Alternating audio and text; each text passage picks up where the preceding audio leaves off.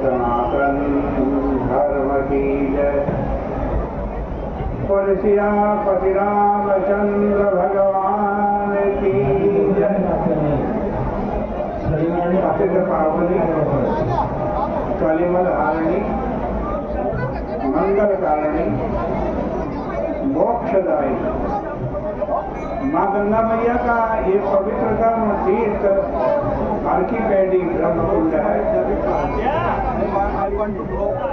बड़ी पावन चर्चा श्री रामचरितमानस से आप श्रवण कर रहे थे।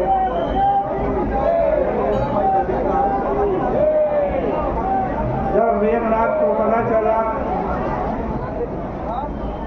कि लक्ष्मण जी तो जीवित हो गए, मूर्छा से होश में आ गए, उनकी चिकित्सा हो गई,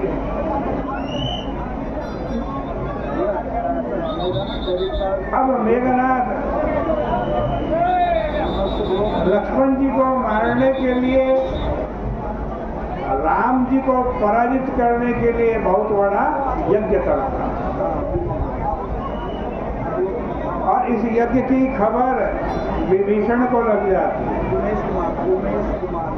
कि मेघनाथ बहुत बड़ा यज्ञ कर रहा है शत्रुओं को परास्त करने के लिए, लक्ष्मण जी को परास्त करने के लिए, राम जी को परास्त करने के लिए।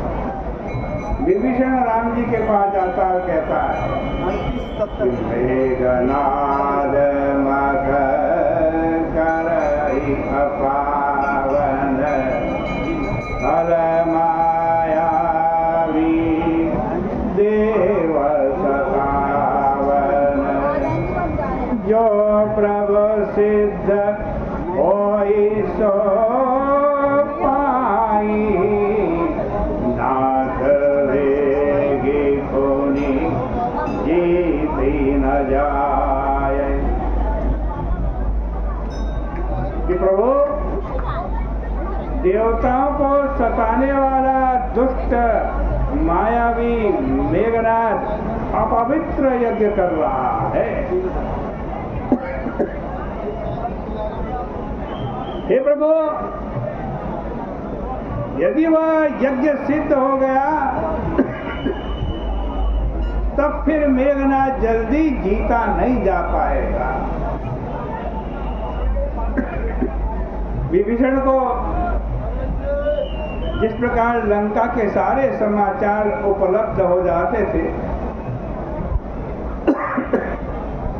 वे वहां के लंका के अंदर की आंतरिक स्थिति के परिचायक है। क्या अवस्था देखो, राक्षसों का एक बहुत बड़ा वर्ग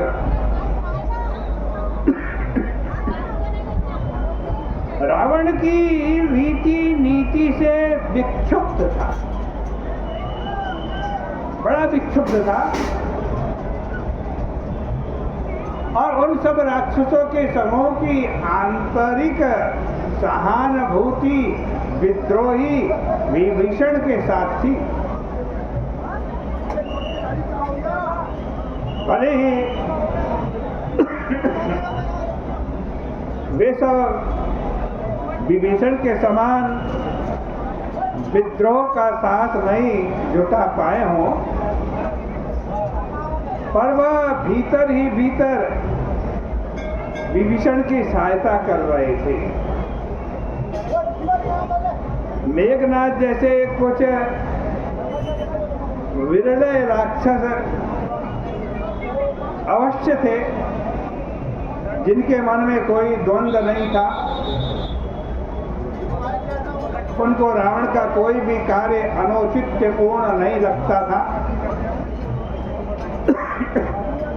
मेघनाथ समग्र संकल्प के साथ रावण की विजय के लिए सन्नद्ध खड़ा था। उसका आत्मविश्वास बड़ा असाधारण था, लेकिन उसको यह स्पष्ट दिखाई दे रहा था कि अब तक के युद्ध में बंदरों का पाला भारी है। कुंभकर्ण की मृत्यु लंका के लिए बहुत बड़ा आघात था। शारीरिक बल और शौर्य में तो कुंभकर्ण अप्रतिम था, उसके बराबर कोई नहीं था। इतनी ताकत थी, इतना बल था। ऐसा महान योद्धा केवल एक दिन के युद्ध में मृत्यु का ग्रास बन बैठेगा, इसकी कल्पना तो मेघनाथ भी नहीं कर सकता था। उसकी अस्त्रकला भी अयोध्या के तेजस्वी राजकुमारों के समक्ष असफल सिद्ध हो रही थी। अतः उसने अलौकिक शक्तियों से सहायता प्राप्त करने के लिए यज्ञ का संकल्प किया। यज्ञ सामग्री एकत्रित करने का आदेश दिया गया।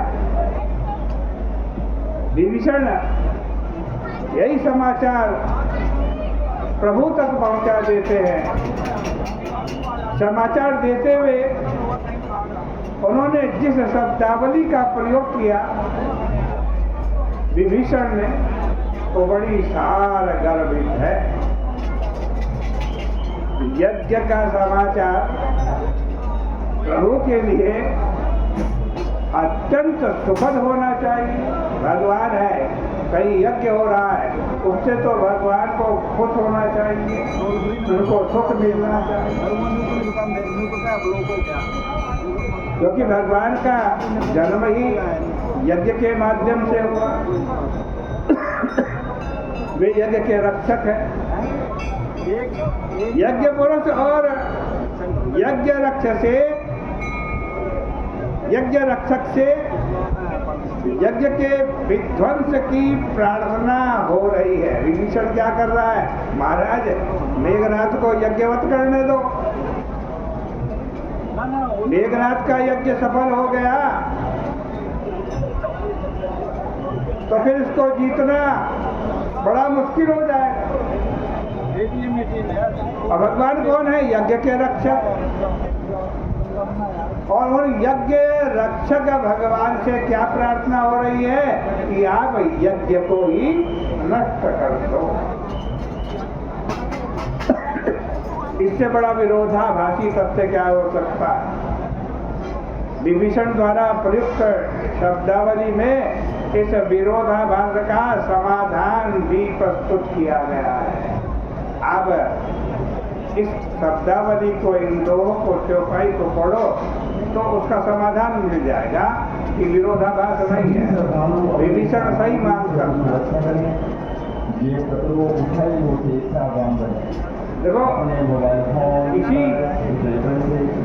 आज चौपाई में मेघनाथ को खल शब्द का प्रयोग किया। अपने बच्चों बुजुर्गों के साथ मेघनाथ के लिए खल शब्द का प्रयोग उसके स्वभाव की ओर इंगित करने के लिए है। व्यक्ति दोष और गुणों का पुंज है। हर व्यक्ति के अंदर गुण भी है और दोष भी है।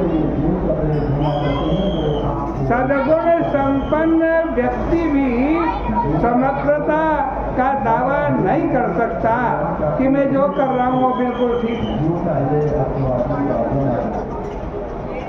सत्पुरुष कहे जाने वाले व्यक्तियों के द्वारा भी ऐसे कार्य हो जाते हैं जिन्हें निंदनीय कहा जाता है। अच्छे से अच्छे सत्पुरुष के द्वारा भी कभी हो जाता है।